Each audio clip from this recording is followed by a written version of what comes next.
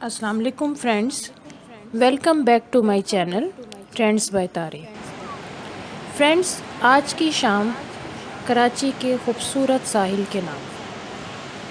سمندر مجھ سے ملنے کو بے قرار ہے، مگر ساحل کنارے بچھی ریت میرے استقبال کو تیار نہ تھی۔ پاؤں رکھے ہی تھے کہ دھنسنے لگے۔ ریت پر چلنا اتنا مشکل کیوں ہے؟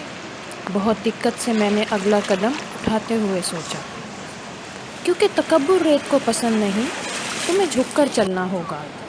اکڑ کر چلنے والوں کو یہ اپنے اندر کھینچ لیتی ہے۔ سمندر کی ایک موج نے ابھرتے ہوئے جواب دیا اور پھر پلٹ گئی۔ میں نے سنبھلتے ہوئے دور تک پھیلے سمندر کے نیلے پانی کی طرف دیکھا، جو ابھی بھی مجھ سے دور پر میرا منتظر تھا۔ دوستو، کچھ قدم اور بڑھائے تھے کہ ایک بپری لہر میرے پیروں سے آ لپٹی۔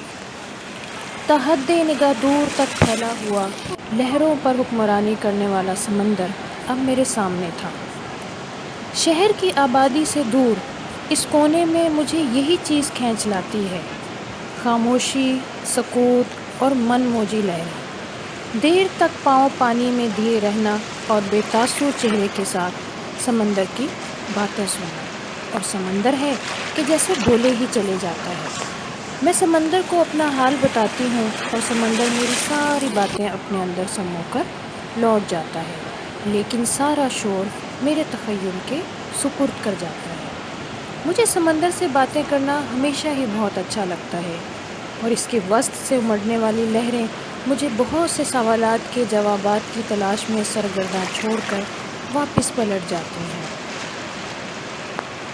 اے میرے پیارے کراچی، تیرے ساحلوں کی خوبصورتی اور اس کی رونقیں سدا قائم رہیں۔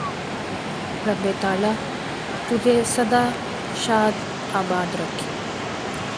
نہ جانے کیا کہا تھا ڈوبنے والے نے پانی سے، نہ جانے کیا کہا تھا ڈوبنے والے نے پانی سے، کہ لہریں آج تک ساحل پر اپنا سر پکڑتی ہیں۔